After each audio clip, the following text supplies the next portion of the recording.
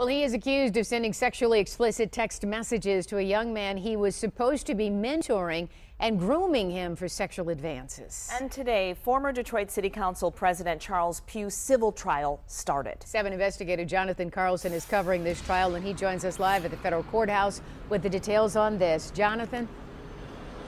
Well, good afternoon. The young man that is suing Pugh was in court today. He was often shaking his head listening to all of the arguments as Pugh's attorney discredited the case as a money grab.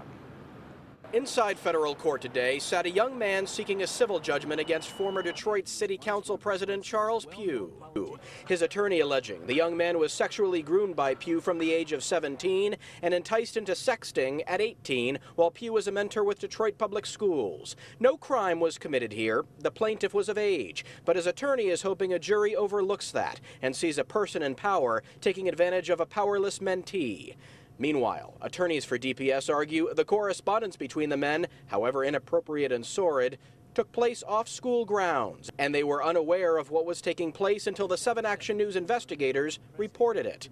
Today, a nearly all-white jury was seated, 5 men and 5 women. I don't owe you any explanation about You owe anything. the city of Detroit, sir, do you not? That was former 7 investigator Ross Jones tracking down Pugh hundreds of miles from Detroit. Charles Pugh was not in court, nor will he have to be for much of the trial. He now lives in New York, but that absence may work against him. He will testify via video.